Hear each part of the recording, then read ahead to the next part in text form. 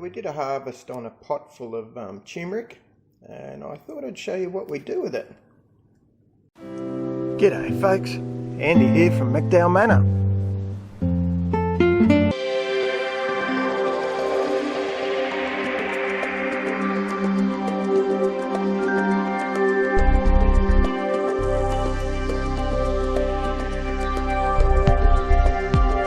Rosie washed all that for me, got most of the dirt off, and you can see over here I've actually started to skin it.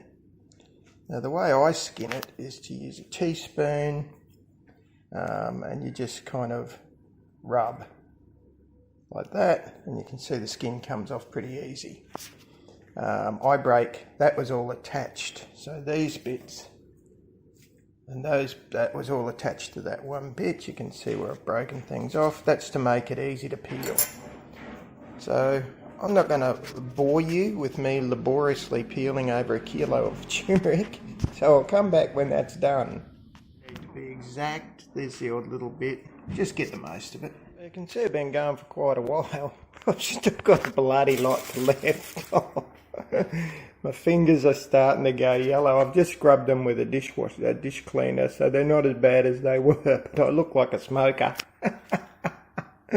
Now, I want to take this juncture to mention, we don't normally dig it all out like this. I'm not a believer of big harvests. I think it's stupid. This stuff stores in the ground perfectly well. Dig it out as you use it. The reason we did this was we absolutely wanted the pot. And I've got patches of this all over the yard, out on the footpath and stuff. So I said to Rosie, well, let's just dig that one out. And that way we can use the pot, and we've still got plenty in the ground. Okay, so pro tip. The experts all say you can't use a potato peeler. Use the teaspoon. The potato peeler is 100 times quicker. However, there's no way you'd get in all the nooks and crannies. Well, I break all the nooks and crannies off anyway.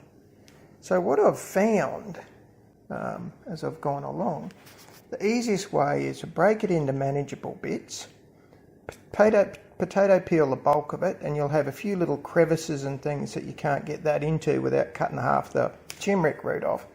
That's when you use the pointy end of your spoon. Much, much quicker, does a cleaner job, and we're progressing pretty well now. Happy to report that, folks. Here's your pro tip on, this will work for turmeric, ginger, galangal, all of those root things. 2 seconds with the potato peeler. You can see it's come off pretty quickly, pretty well. This last little bit, if I use the peeler, you'd knock those 2 lumps off. Now, if they're a tiny lump, little tiny weeny one, I knock it off anyway because it's not worth bothering about. But these ones I'll just go around with the tip of the spoon. Later, voila, Bob's your uncle. Peeled, I'm just going to slice that into strips so it's reasonably evenly spaced sizes. That way it should all dry out roughly at the same time. So I ended up with 3 trays. One's already in the air fryer, which has a dehydrate function, so we're going to use that. That's probably more the spacing I would normally do. The other one's about that as well. This one is me throwing the last of the bits and bobs on. So that's all going to go into the air fryer now, and away she goes. And away it goes. I'll come back in and rotate the trays about every hour, I'd say, just to keep it, you know, so it's not always the same one on the top, or it'll dehydrate much faster than the others.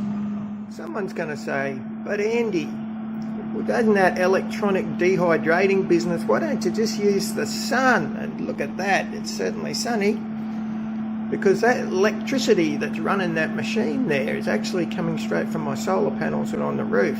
So this is probably quicker and inexpensive. In fact, it's free. So that's it dried.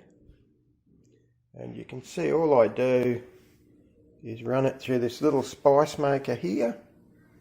I do it in 3 steps. So I start at the coarsest setting, do that for a little while, say 30-20 seconds. Then I go down to the middle, same, and then I go down fine until I know I can see it's all powder.